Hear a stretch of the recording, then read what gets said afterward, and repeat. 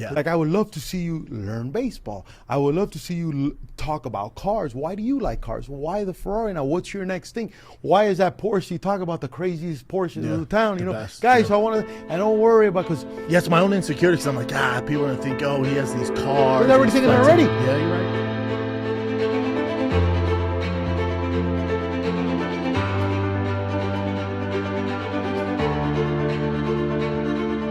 What's up, everybody? It's your coach. Welcome to the #1 positivity podcast on the internet right now, the Coach HP Show. And the guy I have today on the show, we've been talking for a while already. Brandon, I don't know if you're going to agree with me in this or not, but to me, you are one of the most underappreciated talents that we have right now in our era with what we have, with your background, your ability, man, to not only pursue your dreams, but follow signs and just keep going and don't giving up. We as a society, because I almost look at myself, when I watch you, I see you as like from an outsider in, like we don't give you, and as a former athlete, enough credit for everything you've done, man, and how you take care of people and how you're like a friend to everybody, man. Do you feel that a lot or no? Yeah, as far as like underappreciated, yeah, I don't know. That's always a weird thing, right? So I think it's just kind of, I don't know who gets their flowers, you know? Everyone gets their flowers once they're gone. It's just a society, that's what we do, especially with social media. For what I do, it's just, we live in this social media world where it's easier to destroy than create. So the creators take all this flack all the time. I don't care who you are. Rogan, biggest in the world, Patrick David, all those, the main guys, they're all taking flack, and there's a lot of love. There's a ton of love, otherwise they wouldn't have a business. But it's just so much easier to destroy and create. So I just think it's the nature of the business. And I think I've a thick skin because playing football, although when I was playing football, there wasn't a ton of social media, but you get hate, and then when you're in the UFC, it really increases because people have their favorites. And then I came off the Ultimate Fighter, and Ultimate Fighter, first time kind of people were privy to me is Kimbo Slice walks out, and I go, man, F this dude. And that's literally the first moment people meet me. So the kind of the perspective people got of me was like this arrogant, cocky guy on the Ultimate Fighter. You gotta realize it's no different than WWE. In that environment where I'm surrounded by 16 other monsters who want the same thing I want, I'm confident. But you have cameras around, so that's a false arrogance. So they got introduced to me that way. So I think it's tough for people to drop that. I'm not a fighter anymore, man. That's over. And then when the cameras are off, or even when we're in the house or after a fight, I always hug the guy. Even if he beat me, I win. We always hug, talk it out. So I think there's this arrogance thing which can rub people the wrong way. So it is what it is. I don't know what you do with it, as far as the negativity goes. I don't focus on it. I really try not to focus on it. I don't play in the comments. I don't read people's opinions. I think one of the benefits I have that a lot of people don't is I'm not that famous, but I get a lot of love when I get coffee every morning. I get a lot of love when I get coffee. I get a lot of love last night when I'm walking around Hollywood. One of my best friends, my manager Lex, with me. We go get tacos. People are in there saying what's up. So I get a lot of positive, actual human interaction. Right. Where if I didn't have that and I just read like YouTube comments or Reddit comments, I'm going to jump off the side of a building. No. But let me correct you. You are famous, right? That's number one. But you're more, because the problem is your packaging doesn't come with a good dude. But you're a good dude. Good looking guy, great set of hair, tall, the tats, the whole vibe. But your exterior doesn't match the thing till they get to know you, and they put you on TV or here where it's edited and stuff. So my thing, because I mention you a lot with a lot of athletes and a lot of parents and a lot of stuff, I go, let me tell you about Brandon Schaub, right? Here you take a dude that's done everything on his own, ground level. Nobody gives him credit for that, right? Now, not only does he pivot and become a UFC fighter, but then he enters a podcast when it's non-existent, because right now it'd be very easy to you to slide in to the community. So this guy's a pioneer, looks like a baby. Yeah. Because my man's looking like Aaron Hernandez back in the day when you fought. 100%. You know? Yeah, some issues with that. Yeah, 100%. So that was my client, by the way, when I was in Vegas. Was he? Yeah, man. Yeah, when I was in Vegas, he was my client, bro. a couple of times. Complicated dude. Complicated dude. Bro. Let me tell you, complicated dude. But you would have never guessed he'd be all those things, right? Know, dude. But with you, it's like, oh, and now he's funny? Yeah. Because I was telling this to Dougie Fresh earlier today. You will not find a funnier guy on the spot, charismatic with sarcasm like you. That doesn't exist. I'll take it, bro. You're funny as like. I'm gonna hire you as my therapist. Listen, no. Listen, when you do the Fight Club Companion, which the last one was a hit. Yeah. How you kept ragging on telling Bradley, Bradley, yeah. Hey, 260. Hey, Yeah. Nobody does I'll that like you, it, bro. So but that value, you have to catch that. Because if not, what happens? It's hate, whatever, right? Because that's easier to do. No, and the problem is, it's the eyes of which you look at stuff in the world, right? And you're a super accomplished guy. I don't feel like it, brother. But you are, which is the reason why I want you to coach. Because remember, I'm in the YouTube world, I'm in this world, but I'm in the blue collar world. Yeah. I'm on the field with kids. I'm dealing with kids that have special needs. That's the good world, brother. That's the real world, That's right? the real So world. it's my job, and what I do is to find guys like you and go, whoa, this guy needs the love. I got to snap this guy out of whatever, because this world of 3 shows and this and Ferraris is super sexy. Real. It's not real. But it's not at the end of the day what you're going to talk about. You're going to talk about 10 years from now, right? Agree.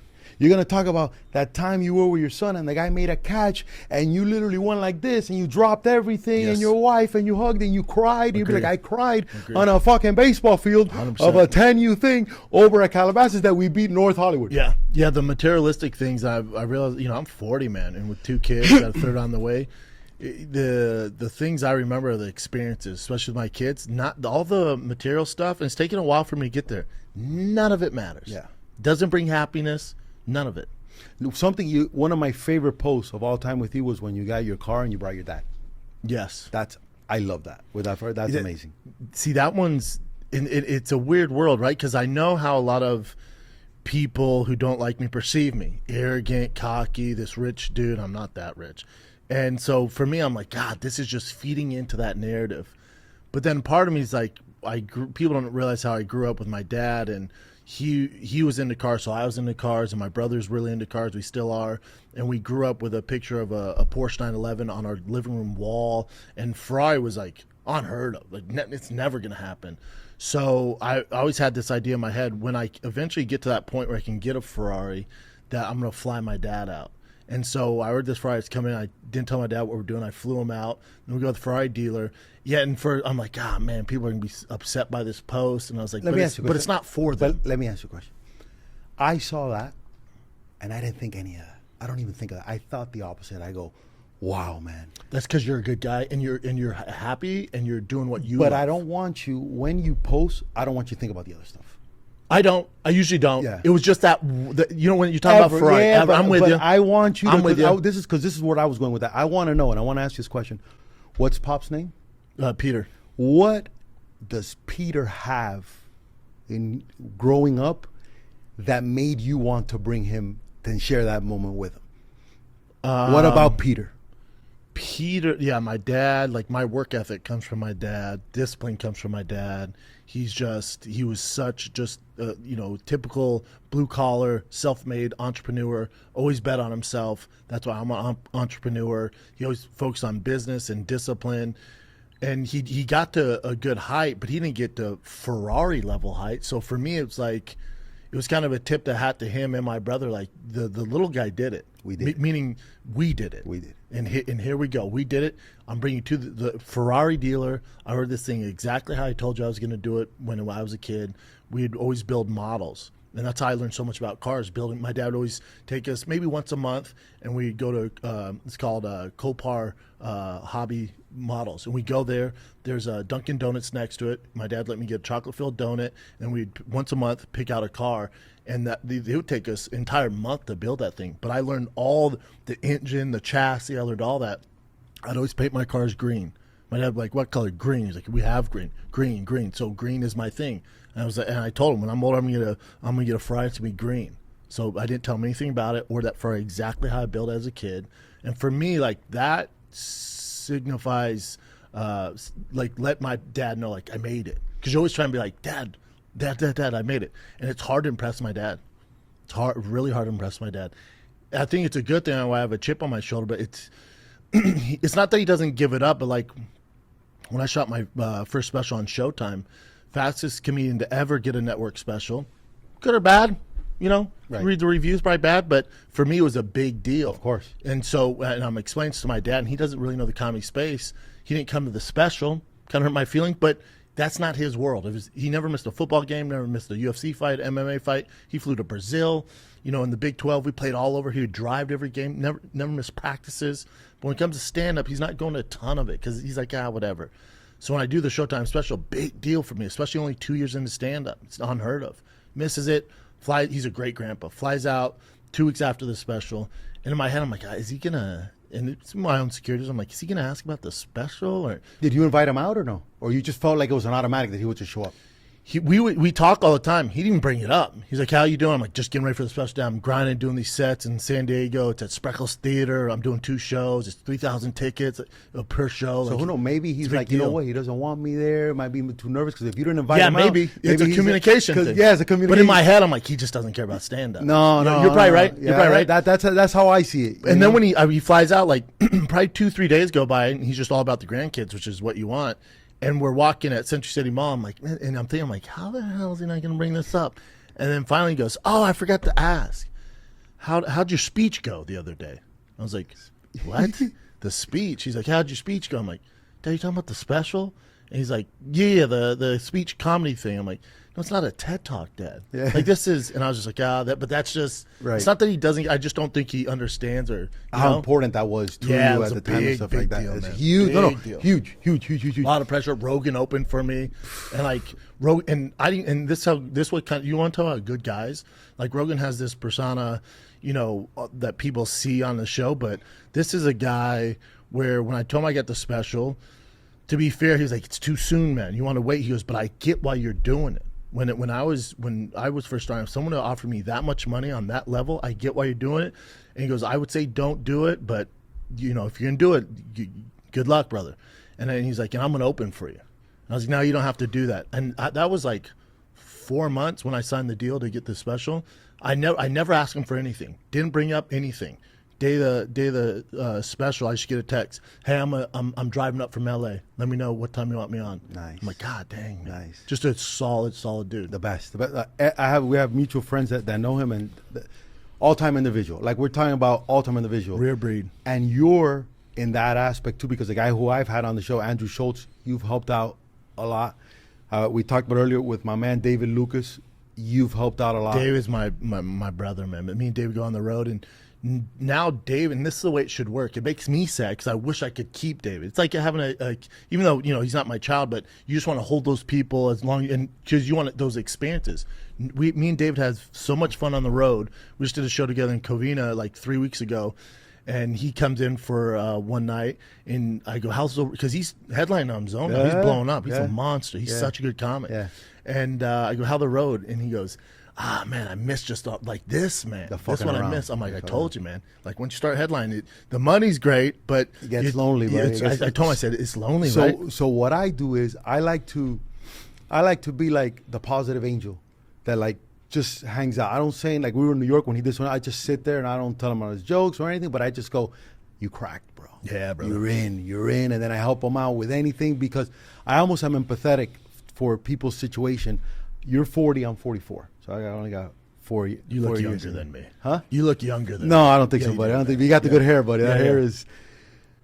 So a little bit about me is I'm the biggest failure in the history of Miami baseball by far. I don't know if you know that.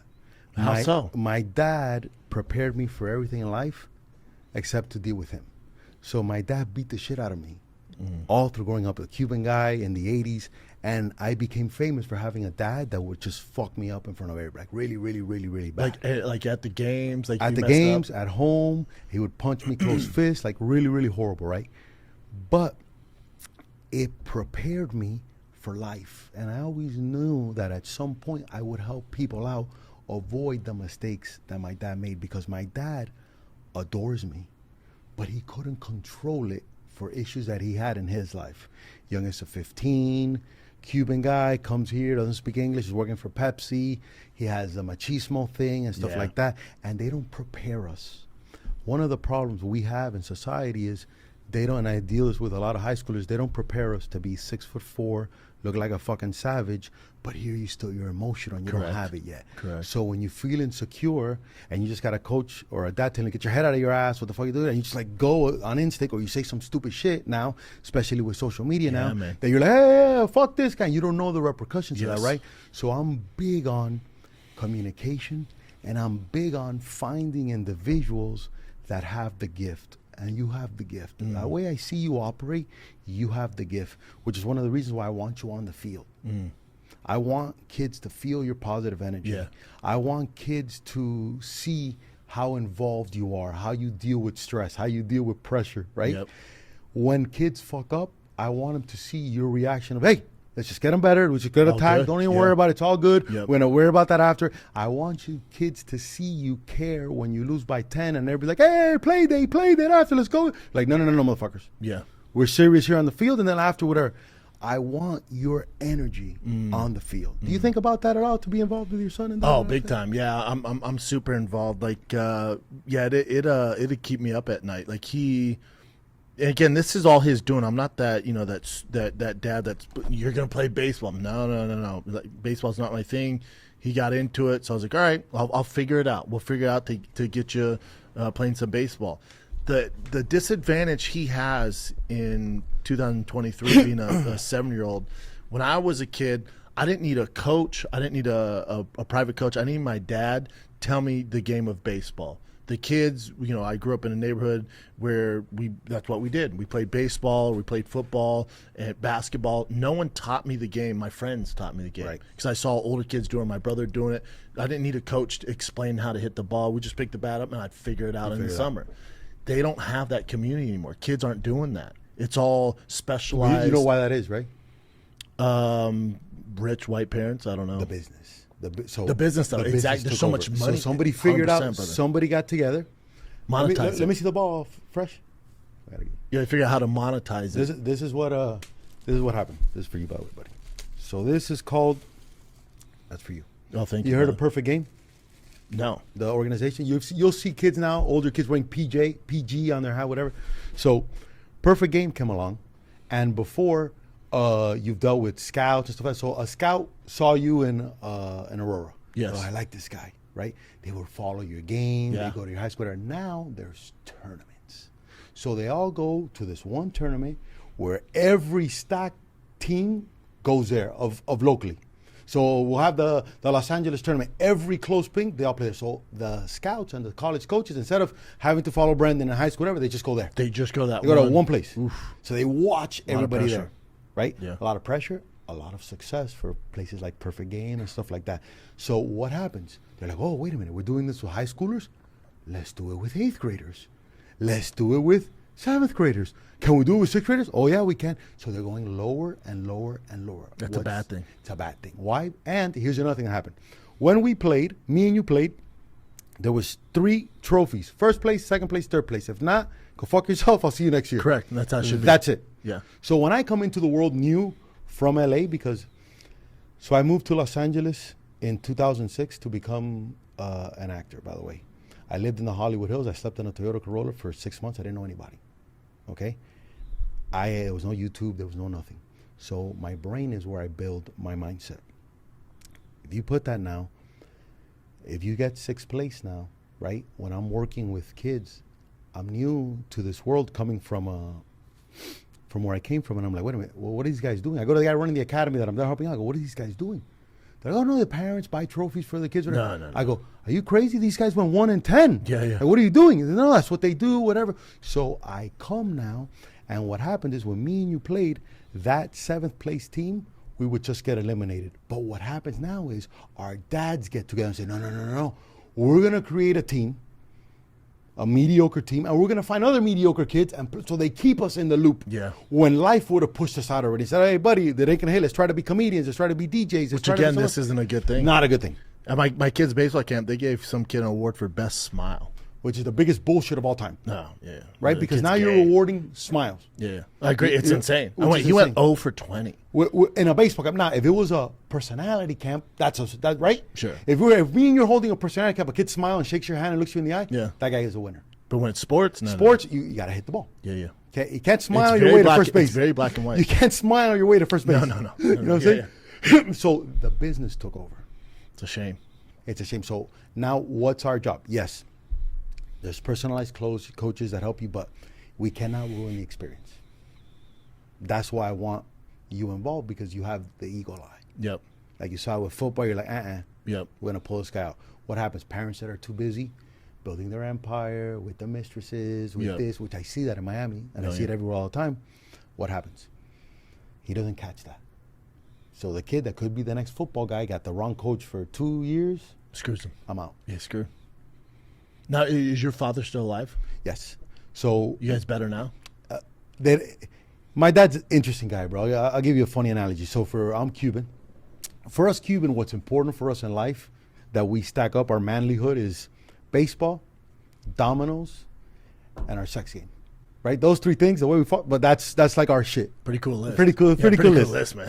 Pretty cool I list. want to be Cuban. So I'll tell you a funny story. So my dad, my mom leaves him after 30 years, not because of anything bad, or just the guy's attitude is the worst. Yeah. And my dad just tries to be the funny guy, blah, blah, whatever. And I come, and Thanksgiving comes, he doesn't get invited to anything because that's my dad, right? And I come and I go, listen, dude, can you understand? You gotta listen to me for a second. It's your personality, bro. I love you. It's your personality. You know, just chill, come out. Don't be so opinionated. Don't stuff. You know, my dad be great for his own podcast. People. That's what I was going to say. It sounds like this guy would rip on He the would pod. crush. Yeah. He would crush, you know? But my dad's the kind of guy that make people shorter and fatter. I make people taller and skinnier. Yeah. You know? And he's like, hey, you're losing your hair, Brandon. I'm like, bro, I love the hairline, bro. Keep it going. Yeah. That's my dad, right? That's my dad, bro. So Love the hairline, bro. Yeah. I'm like, bro, I love it. As a bald guy, I'd rather be a positive bald guy that supports hair versus guys looking for people to join my club. Yeah, your dad should be a comedian. So, bro, I'm telling you, my dad is in that aspect. So I come and I go, just don't be so opinionated, whatever. So we come. It's my wife's now family, and my dad goes up to her grandfather. This dude is like the patriarch of the family. Castro and jailed him for 25 years. Fought the revolution. He's like, this guy's like a saint, bro. Made his money cleaning buildings in New York. Like, this guy's a saint. The guy's 89 years old at this time. My dad goes up to him, and where they're hanging out. I go, mira, papi, él juega dominó. This guy plays dominoes. And my dad goes, oh, really? Let me ask you a question. And he starts calling domino moves out. The double six, because we play dominoes with double nines. Yeah. Like in jail and stuff, they do the double six where they slap dominoes. Yeah. We play double nines. So it's like almost like chess. It's harder, right? So my dad starts calling a move. And he goes, so you come out with the double six, this, that. What's your first move to the guy? And the old man goes very quietly, goes, well, I would do this, very humbly, this, and that. My dad's reaction. In Spanish, he goes, mal jugada. Porque he goes, wrong move. Because then I'm like, oh. You gotta go, here we go. That's my dad. You can't take him anywhere. You can't take him anywhere, bro. He's that in the guy. right setting, he's a good time. He's a beast. But there's always that thing. So it's a lot. Super too much. It drains everybody's energy. Drains everybody. Yeah. So, but now, I'm a guy that looks at the positive of this. He prepared me to be a vibe guy because I was always watching my dad when he's going to pop off. He was going to come at me and fuck me up or try to mess up. You can read the room. So I'm a professional read the room. Yeah, and I read people. Yeah. That's all I do all day. It was chipped in me, Yeah. So I haven't spoken to him in 4 years because he hasn't spoken to my sister. My sister stopped talking to him 12 years ago. I was the only one that was kind of like there, whatever. But I told him I just had a baby. We just had our daughter at the time, who was now 4.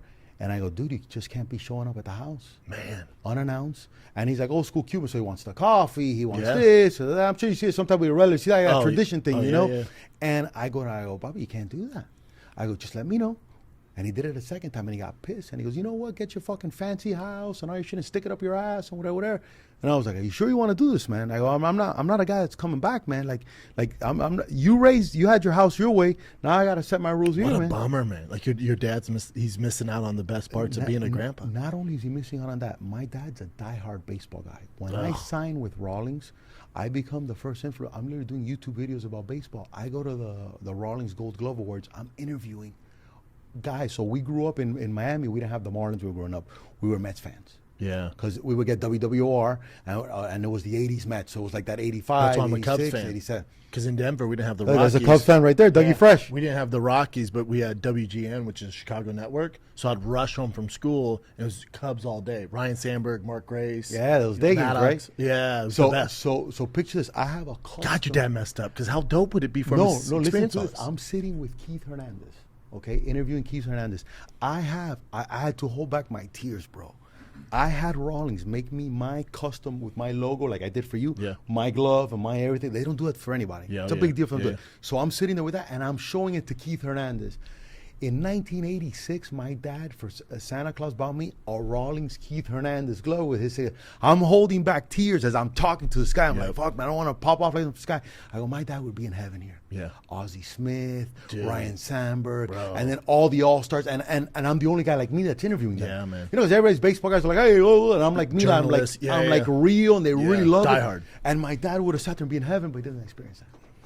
And then now I have a 2-year-old son who's the best, bro. He's like personality, and my dad's not gonna meet him. Dude, it's such a shame. What a sad story for your dad. But that's and what, you. That's what And I, your kids. But that's what I tell parents right now that are obsessed with baseball and are obsessed with the results. I go, let me tell you about my dad.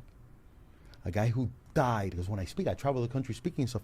A guy that died for me to be in the sport, but he fucked it up because of ruined his it. ego. Yeah. And he couldn't understand his place. And you were good at baseball? I was really good. Yeah, he blew out my elbow when I was in 7th grade.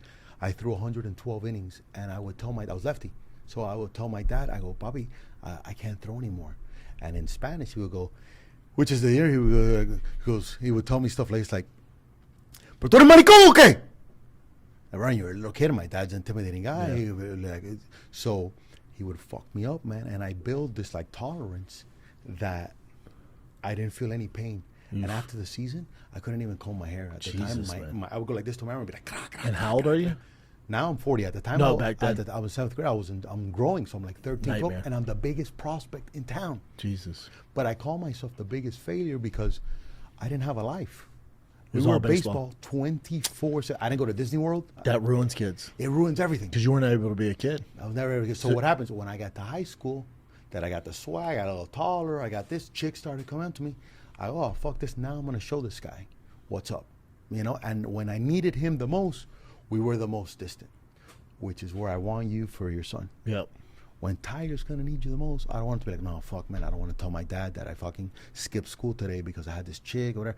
I want him to go, look, Dad, I want to talk to you. Bro, I fucked up.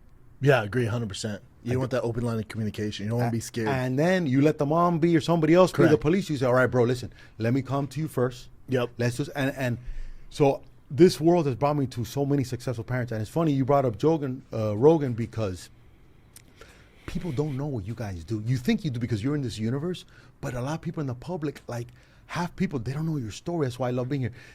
So I trained, and I'm very good friends with A-Rod and his best friend. I trained this kid. So I'm talking to him, and I was like, oh, I'm going to go see my boy David Lucas at the Mothership, whatever, it's Joe Rogan's place. And he goes to me, Joe Rogan's a comedian? Isn't that crazy?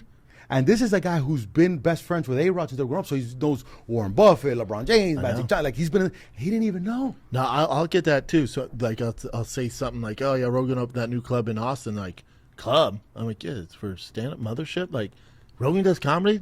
He's the Fear Factor guy. I'm like, are you shitting me? Yeah, they don't know. You're in a hot tub time machine. They don't know. Yeah, They don't know. there's just people They don't know. So my concern like I told you, so I was super worried when I was watching your thing. I was like, instinctually, I was like, man, I hope Brandon can get time more with his kids. Oh, yeah. More with his kids. And when I saw that you changed your plans for the summer, I was so happy for Yep. you. Like from a distance, you know, like It as I kills me, watch man. you- Yeah, it's not I worth it. love it. Yeah, it's not worth. I can't do it. I can't. I get physically ill when I leave my kids. Like I have to go tomorrow to Austin for 2 days and be fun. I'll see Rogan. I'll do shows with Brian, and we'll do the shows and stuff like that. And as much as that is great and to see them, because I don't have that here anymore, so that checks that box. So I can see my friends and and just hang out.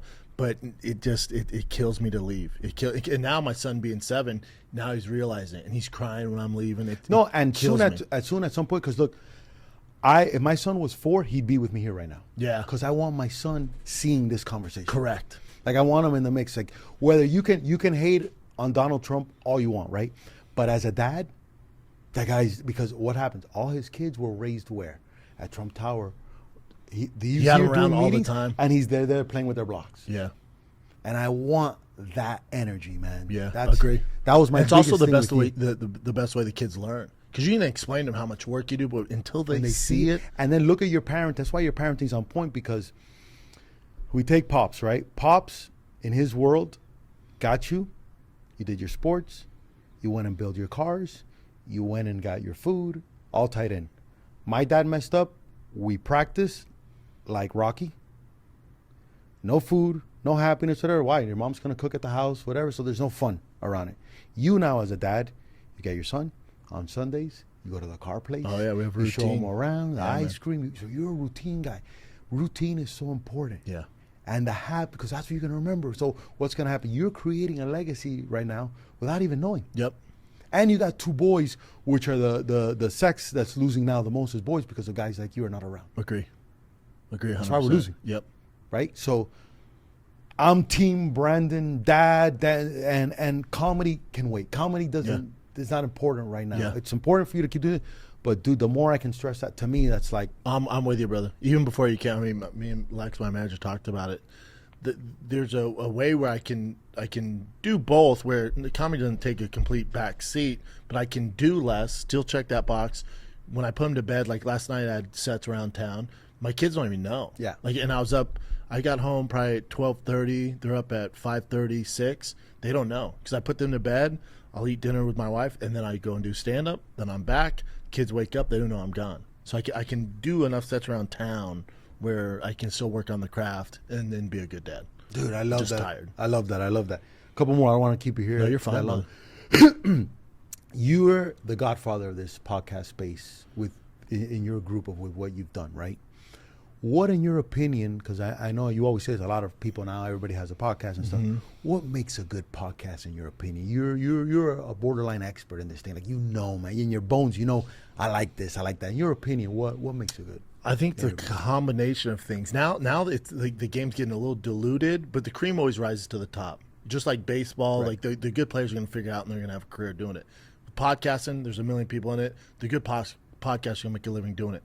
It's all the approach. It's always been, again, this comes from my dad, like it's always been a professional approach.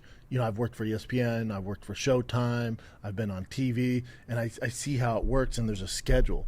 So this was never just a hobby to me. Like, if I'm going to do it, I'm going to freaking do it. So the podcast come out the same time for 12 years, same time every day, two times a week for Fighting the Kid. Like I treat it like it's ESPN. There's structure, and the fans can depend every week, 2 shows no matter what. But I think today's world, it's kind of like people's fashion. Like when you go to the airport and they're like in pajamas and stuff, I'm like, have a little pride, man. Yeah. Like you're showcasing yourself to the world. You got sandals on and some joggers. Like, what are we doing here? That leads over to everything, every aspect of your life. That's why people are like, oh, he's arrogant about fashion and stuff like that, because I won't wear sweats outside of the house. I won't wear shorts. No, it's just it's a discipline. No, it's a thing. class. That's what it is. It's a gentleman, And being a yeah, gentleman. Yeah. So if you're willing to wear, sandals to the airport, I'm willing to bet you're a little faulty in other aspects Yeah, of your life. absolutely. That's all. Diet Absolutely. too. It's all. Absolutely. It all adds up. So I just bring that discipline to podcasting. So I think with podcasting, it's also a chemistry thing. It's a chemistry thing with me and Brian. He knows me better than anybody. I know him better than anybody. So if there's even a hint of a joke in a serious story, me and him, without saying anything, know where it's going to go. I know what he's going to say and how we're going to be able to add and tag on to that. So it's just this communication. And I also think, to your point that, males in general are losing right now. So when we do the fight campaign with Rogan, when me and Brian get together, me and Theo, males, and it's a heavy male demographic, they can see guys being guys, uncensored, and that's how we are. So I think that's big in the space right now. I think that's why Rogan's so big. A lot of kids don't have dads, or they grew up with shitty dads, and you look at a guy like Rogan he's curious. He doesn't know all the answers, but he's going to find out, and he's going to have an opinion when he finds out. Right. And if he does have an opinion and he's wrong, he's willing to admit it, which it takes a lot of, you got to drop the ego. Like, I think that's the biggest thing people can learn from Rogan. I've learned so much from it. It's like, if he's wrong, he doesn't die on that hill. And that's being, a successful male. Like he just doesn't die on that hill and wants to be right and then outcast everybody else. He's willing to change his mind and be open minded. So I think podcasting can change, especially if you find the right podcast that you like, can change your view of the world. I think Rogan's done that better than anybody. Anybody. Yeah. Let's talk tattoos real quick. Are you gonna finish that other arm or no? I want to, and when my baby girl comes, I want to go on the neck. Maybe behind. It's just awesome. It's a little on stage, a little dicey. I would do it. I would do it because you only live once. True. So I would finish the sleeve, and I would do everything. I want to. Carry. It looks good on you. Yeah, I want to. But yeah, this is like family kid arm here, and then over here is just a bunch of random stuff. But yeah, I'll get some more, man. Dude, I love it. Do you have a name for the girl yet? Have you announced? We that? do. I don't. I'll tell you off air. Okay. I don't like sharing that because I also. My oldest is Tiger, my youngest is Boston, and I like different things. I like different cars, I like different names. I think the world has enough Billies and Toms. We're gonna get an Esperanza here. Something here. Yeah. We're gonna get something special. We're gonna get something special. But it's a girl, so you gotta be careful, right? You know, you don't want to pick like a go stripper too name. quick. Yeah, you don't do like cinnamon. You gotta go exotic. Yeah, you don't do cinnamon, and then she's either gonna be a celebrity or a stripper. Right. Peach or something. So like that. so when it goes to a girl, you gotta be careful, man. Dude, it's so. I get a lot of in my world, I would see a lot of moms. Women know how to raise women. Yes, very well because they're smart. Yeah, they all want their daughters to be like Beyonce. Yeah, you know. But with boys, they lose because it's that little boy thing, and it's like and the coddling comes in, and I started to notice that because I would watch kids. I started posting about it, but I watch kids get out of the field with the mom would get out with a little 4-year-old, 5-year-old boy, and they're all carrying their son's equipment. No, never. Yeah. And I'm like, oh my God. And then the kid's like, la, la, la, la, la, like he was going to a play date. So how can that kid have any discipline on the field when the minute that's what they leave the car with? And I, in a very nice way, because I'm not into the bearing people thing, because that doesn't work. Like if I got someone to tell somebody, I'm going to pump you up 7 times and say, look, bro, if I were you, man, you know what, man? I would think about you ever thought about doing it this way? Exactly. You know, that's why I don't want you. That's why when you said the thing about your dad and the Ferrari, I was like, you know what I would have loved to see? I would have loved to see a video of you talking about that. That would have been super cool. Like, hey guys, so we're here. Listen, like in your brain, we're never going to think about again that there's any community that hates you. Yeah. Like when I walk into a room, I feel in my heart that everybody wants to say hi to me. Yes. I want to hang out with me, but I'm like, hey, with my energy, hey, what's up, man? What's up? And I don't think anybody hates me. Now, after Dougie Fresh might come and go, bro, these people fucking thought you were an idiot.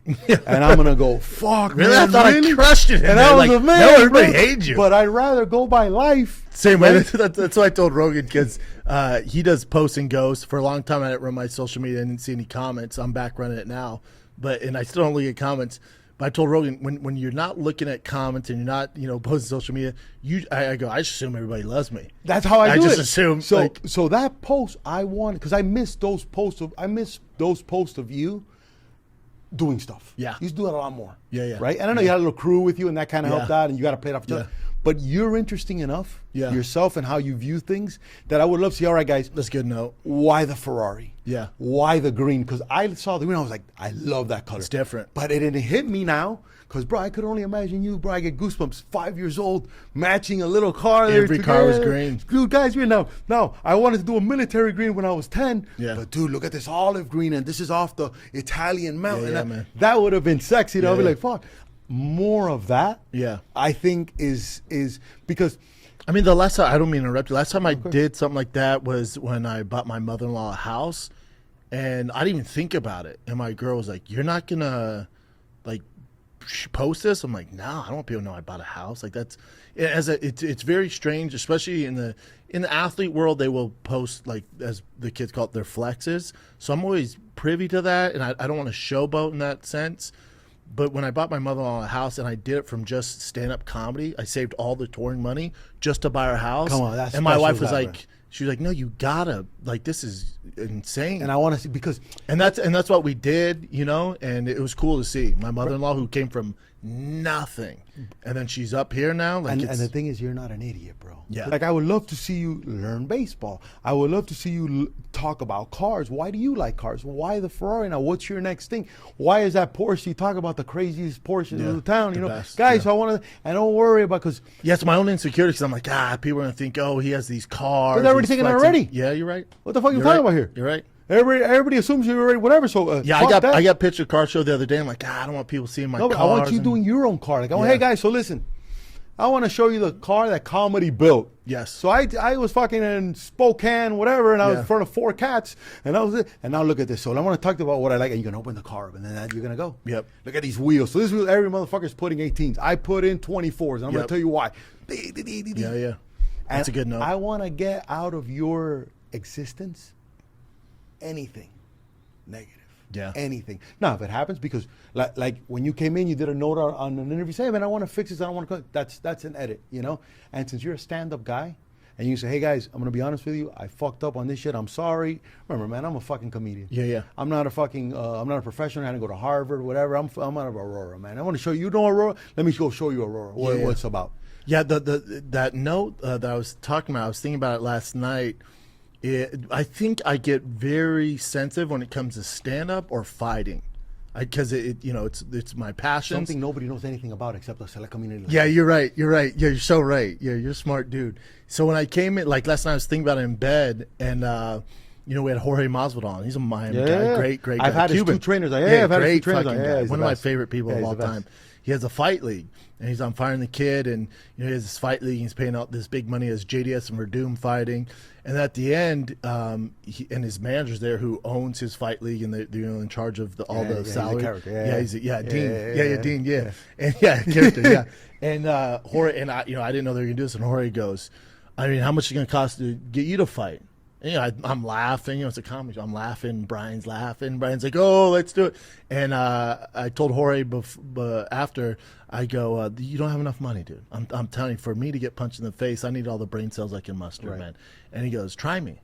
I throw out a number, and it was an insane number. He goes, "Okay." I was like, "You're serious?" He goes, "Yeah." And then on the show, he's like, who would you fight? I'm like, dude, what are we doing? And it's just not MMA. That's what people need to understand. It's just not like UFC MMA. He does bare knuckle MMA. So there's head stomps. It's no gloves. Like it's some, it's entertainment with some barbaric shit, man. Right. And he goes, Derek Lewis, a free agent, and I'm laughing. I'm like, no, let me fight a comedian. I'm trying to de-escalate the situation. Because in my head, I'm like, oh, people are gonna run with this again. I'm like, people are gonna run with this. So my boy Keto George made the clip this morning because we know that to get views and people will talk about it.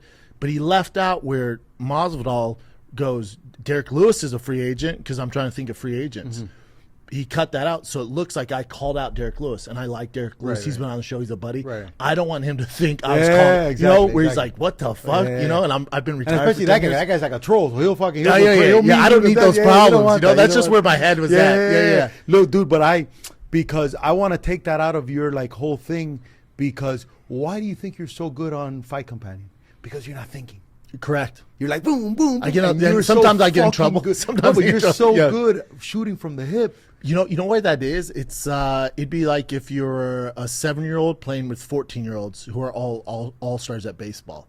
Because when I was in comedy or podcasting years, a 7-year-old, my older friends were Rogan, Theo, D'Elia, Sasso, Callan. So I'm this little kid trying to Joey keep Diaz. up. Joey Diaz, the best. That guy's the so best. it's like trying to, I'm the little brother trying to keep up with them. I still am to this day. My God, those guys are amazing. You know? That's the one thing, bro. If I ever talk to Brown, I'm gonna tell him, get that out. Don't even. Yeah. You're so tired. It'll be like Drake being like, "Ooh, I don't want to hit this line because what are they gonna think?" Fuck. Yeah, you're right, brother. I want to hit the line. Yep. And if you like Drake when he released that thing that it was almost like an Ibiza soundtrack. Yes. And everybody hated on him. He's like, "Hey, scratch that itch, bro. You people liked it, great. You don't like it, great." You don't give a fuck. You don't give a fuck. And he had one song that was the one with it's called Jimmy 21 with 21 Savage. 21 Savage. And what did that lead to? A whole fucking album. You're right, brother. See what I'm saying? Yeah. So how do we, if and to your point too with I don't mean to interrupt. No, of your course. point too with Drake, what I find fascinating about Drake, obviously everyone loves Drake. He's the biggest in the world. He's all good, money wise, success. There's nobody bigger. If you've seen his house, his car, it's insane. But now he's like, all right, I've checked that box. Now I want people to get to know me. And you see him on these podcasts. Like you saw that podcast with the little white girl, with the chick. Yeah. He's so fun. He's so funny. But he's like you. He's so good. But he remember his first video. Remember he played all the characters. Yes. And he made fun of himself. So good, dude. So that if And I think people see that, and granted, you realize he's the best rapper in the game today. Yeah. But him doing this, going out there, and he's on Caleb Presley's podcast, and he's Yeah. laughing, talking about his son, Yeah. and he goes with the little white girl. I think it knocks down that wall. You're like, oh my, he's just like us. and that's you. Yeah. But except you're 6'4", set of hair, Yeah. the chain, Yeah. the rollie, Yeah. the fucking Ferrari. So people get it, they forget that. But if somebody takes the time to get to know you, Yeah. like this guy's the fucking coolest guy in the world, Yeah. bro. This guy will even back me. Yep. And- Oh yeah, But you see what I'm it's saying? my favorite thing to do. That's what you do. But that's what you talk about. Yeah. And that's the thing. And these little milestones are going to come up in your life when you do your next special, which I got a vibe. Your comedy you've been doing for a while. This is your peak. You're here right now, bro. Yeah. I'd even go here. No. I'm saying, look, I'm calling you. You're right here, right? Yeah. There's going to be a time where all these things are going to play together. Yeah. Oh my God, bro. Yeah, brother. Like, Yeah, you're I know literally gonna that. sit there and be like, Yeah. like you're gonna be with your son in Madison Square Garden. I'm telling you, Tiger was gonna whatever, Yeah. and you're gonna sit there and go, look at me now, bro. Yeah. It's coming, but in time. Yeah. Takes You know, time, we brother. we You did can't this, rush it. okay? We Yeah. rushed. We went to we went up to 235. That's not my rate. I'm gonna Yep. wait. Let's go down to 212 again, Yes, sir. because this is a process. Yeah. And And I think that's the reason why you're successful is you understand that. So I always compare, and and maybe people don't want to hear, they don't realize it. Like, because I hang out with Theo and I've been on shows with Bill Burr, I've been on the billings with, Joe. I had to follow Joey Diaz, or I'm doing a show with Rogan. Just because I'm on there, you got to remember they've been doing it 30, 40 years. Like, they are masters. They're the masters of that game. They're the best in the world. I'm not them, but also. 7 years, I've been headlining 7 years now. Go and watch their videos 7 years in. You can see my videos. You know how cool that is? So the way I view it is in 5 years, so I've been doing it for 13, you know how much better I'll be? And you guys can go back and look at that stuff. Imagine if you do that with Bill Burr and Louis C.K. And I'm never, the grind, like that never scares me. I embrace the grind. No, and remember, we're not used to seeing funny guys like you. Yes. So it's a first, like, whoa, wait a minute, whoa, wait, it takes time, and it takes time. And To your point, and maybe you like this, but when I got into comedy, everyone told me they don't look like you. Cover your tattoos. No, don't wear hats. Dress proper. Doll yourself down. You're in too good of shape to be a comic. Nobody's gonna find it funny. So for the first, I'd say, I've been headline 7, but I've been doing about 9 now. I'd say for the first 7.5 years, always covered my tattoos. Yeah, you were Mr. Long Sleeve, haha, funny guy. Always baggy stuff, not tight jeans, no crazy shoes. And then somewhere along the line, in the past year, I went, fuck it, man. Like, you got to be you. You're either going to make it as you, because you can't keep faking this. I got a great story. It's for you, man. You're going to love this story. So I used to take acting lessons by a guy by the name of Aaron Spicer. Okay? Aaron Spicer became famous with Will Smith. He's Will Smith's guy. I have this beautiful scar I have back here because I started to lose my hair, and I'm here from Miami, and I'm going to act, and there can't be a lead man that's with thinning hair, right? There's no lead man that's bald, right? So I do the hair surgery. I'm taking the Propecia. I'm having a mission with my hair. You, Rogan, and Brian all have that scar. So this is the happy face scar, right? It's called the happy face scar, right? And I couldn't even go low with my hair because then I would see the line and people would know, whatever. And when I got to this guy's acting class, I started taking steroids real young, probably like in 10th grade in high school, Oh, to wow. kind of like whatever. So Yeah. I was jacked the wrong way. I was from here up, Yeah. I think, and a flamingo from here down. Skinny legs. But it You goes built like a stingray. like horrible, like horrible, right? Horrible. You want the reverse. You want big legs. Yeah. Right? So I was here's 8-pack. It was beautiful. Yeah. Down here, struggling, bro, Yeah. struggling. And I'm sitting there, this guy, and he goes, "Listen, let me tell you what I did with The Rock." And The Rock came to him as Dwayne Johnson to do that movie he did with Travolta called Get Shorty. He goes, "I got Dwayne and I told him to lose as much weight as possible." Listen to this. And Dwayne's like 6'5". He goes, "To lose as much weight as possible. To be this, and that." He had success because Aaron also trained J-Lo. And he told Jennifer at the time, everybody wanted a Rosie Perez type. And he got her real skinny because she was all ass at the time, whatever, because he got her because of the Wayne brothers. Yeah. He started working with the Wayne brothers, so he gets her, right? So he told that to Dwayne Johnson. The Rock did that movie. The Rock at some point decided, nah, bro. It's not me. Fuck this shit. It's not me. I'm going to go ham on every supplement that I can get Yep. to put me fucking jacked, and I'm gonna revamp the world. Separate himself from the pack. Why be everybody else? What happens? I'd rather be a happy bald guy than a miserable guy with a bad hair job thing, Correct. whatever. Trying to, I'm here worried. Does Brandon know I'm bald? Yeah. Does this guy know I'm bald? Oh my Yeah. God, how's the lighting gonna hit my hair? Whatever. Yeah. That's Brian Callen, yeah. That's why. But I don't want that. Yeah. Because life is too short for us to be fucking worried about our hair. Does that guy like my comedy? Does that guy think, am I flexing too much? But hey, what's up, everybody? Thick Boy Studios, we're flexing. The rest of 2024, we're going to flex. Yeah. If you love me, great. If you don't, I love you to death. Say what's up, man. What's up? Leave a comment below if you hate. Yeah. I love all you guys. Analytics all day. Peace. Yeah. Yep. Yeah, once The Rock started living his truth, Look I at mean, him. he's The biggest number one moves- guy. And when I talk to parents, I go, who's the number one actor in the world? The Rock. So I'm going to leave you with two more things. So parents get upset with me with video games. They're like, oh, my kids do video games. iPad. I'm going to tell you something. We're kind of the same age. Do you know what, and I said in front of hundreds of people, do you know what up, down, left, right, BA, select start is? Contra. Fucking Contra, buddy. When you hit that code, you got 30 lives, 30 fucking times. Game was tough, too. And the game's fucking tough, right? Versus 3 and 1 shot. Yeah, it was a nightmare. And a nightmare, right? So you got that spreader gun. Spreader gun. Yeah, with the red bullets. Hell yeah, that's my shit, dude. Versus that Yeah. one little pink. Yeah, The first one, yeah, you start you can't do much with that. You Yeah, get the yeah. laser. Yeah. All that stuff, right? So now, when kids play video games, so right now you come with your son. Let's say he's into MLB The Show, because now he's into That's baseball, exactly right? what he's into. Okay, so he's going to come. You're going to sit in a beautiful house, because what parents don't understand, I don't care how much money you have. Everybody has a flat screen today. So you're going to have a beautiful TV. Everybody has Wi-Fi. You're going to sit with a wireless controller, where me and you had to be pretty much connected, Yeah. whatever.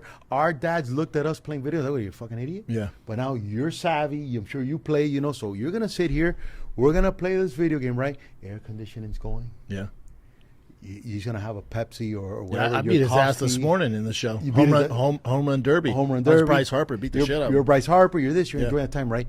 When you beat him, did you turn around and go, "Oh, what are you doing, man? Come on, get better at this." Hey, no, you're chill. You're like, Yeah. oh, he's like, oh, Dad, I love you. High five each other. Get ready Yeah. for school there. But look what we're now going to put pressure on. This kid's going to be in the field in the summer. It's going to be 100 degrees, and he's going to drop a ball. And he's going to fuck up there. And that's where you're going to put pressure on. Yeah. So what do kids do? I'm out. I want right. happy dad. Yeah. That's at that's at my house playing Playing video video games. And games. that's why they all want to play video games. Ah, Because we switched it. yeah. The There's no emphasis, pressure. you have to put the fact that you and your son are going to go to a cage, I pump that guy up all day long. Yeah. So when I work with kids, I do 3 things. First thing I do is I set the tone. You're not going to fuck around here. One of my best stories is, you know who Felix Hernandez is? Yeah. So I Stud. He reaches out to me, and I start training his 10-year-old son. And he pulls up in a beautiful, he had just this is his first year that he bought a house in Miami. He's Venezuelan. They had been in Seattle forever, so he wasn't used to the Miami love. Yeah. So people loved him there. So he comes in, pulls up in a blue Lambo. He gets off. Remember, Felix signed at the age of 18. At the age of 24, he signed a $180 million contract. Yeah, man. Guaranteed money. He earned it. Oh, dude. big time. They came from nothing. Yeah. But his son did it. And my job is, whether you like me or not, with all love, I'm going to tell you things that you want your son to do. So he comes out, he gets off, boom, carrying his kids' equipment, right? And they're walking to me. His son, Jeremy, hat backwards, tank top, on his phone. Smiley, looking at his phone with, "Hey, coach, how are you? Hey, what's up? Cool. Oh, Felix, man, pleasure. First time I meet this dude. I say, "Hey, what's up with her?" I go, "Jeremy, do me a favor, buddy. Fix your hat, give your dad his phone, get your bag. You see that entrance over there was pretty far. Can you walk over there and come back, please?" And I'm just looking at the dad.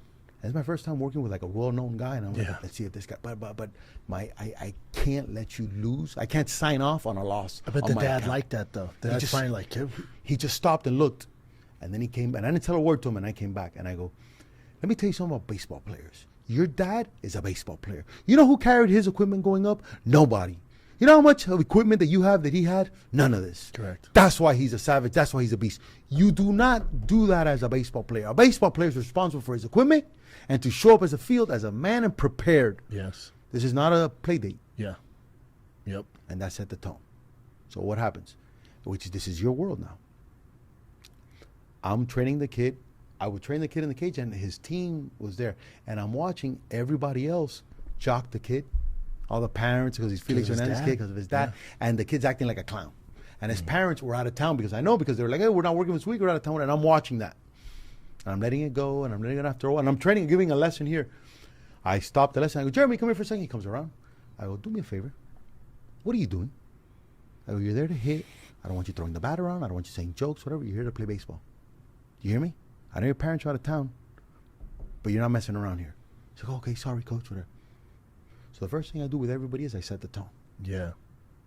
So I'm going to tell your son, all right, buddy, go to right field. And I'm going to watch how he runs. I'm not going to say anything. And he's going to jog. All right, come back here now. Let me tell you about your dad.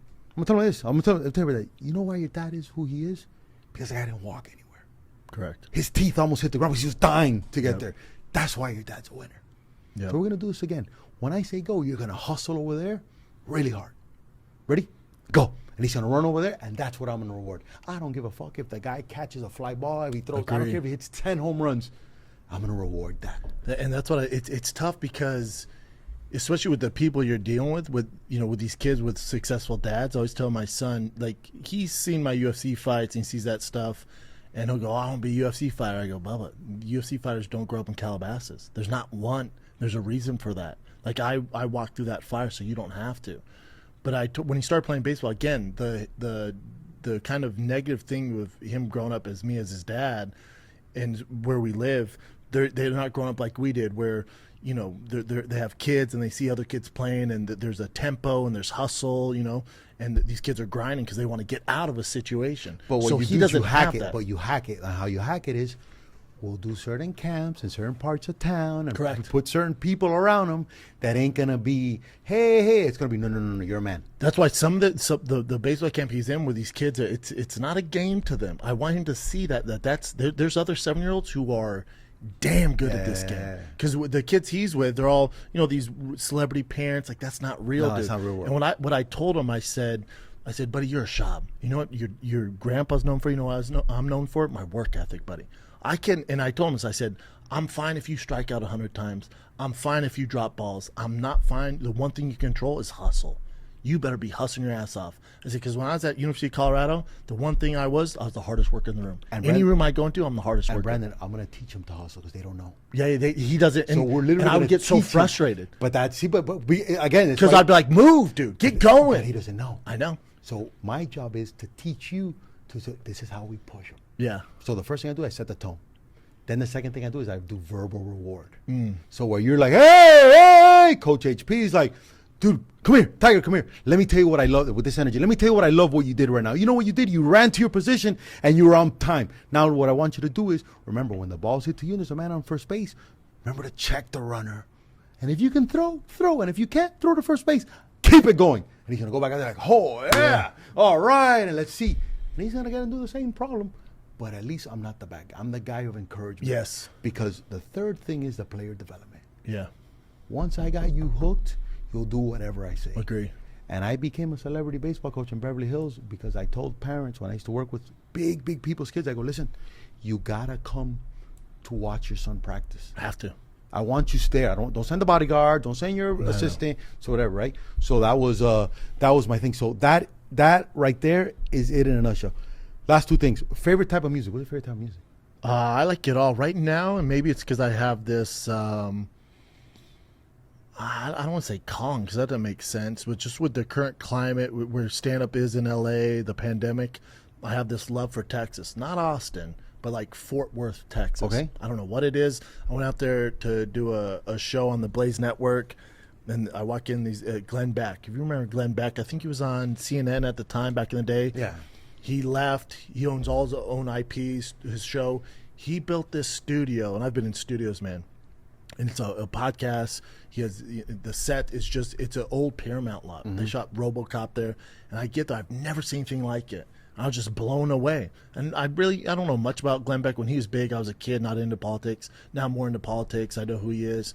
I just walked in, I was blown away. And the Texas, the Rangers, they're right there, like the stadium's there. Area. Yeah, so that area, I don't know what it is. So back to long story short, I've been really into country. Like I've always been to country, but country's heavy right now. And I think I give that credit to maybe it's like this Fort Worth Dream or something like that. Yeah, no, it's space, man. Because Yeah. look what you've built here. Yeah. It's amazing. So space. What music, or what country music guy are you liking, or what's your? I mean, really all of it. I just put on Spotify, and it's just you when you heart things, and it gets like on the algorithm. Anybody in particular that you're liking, or a song or anything? I mean, of course, Morgan Wallen, who's huge right now. What's your favorite song of his?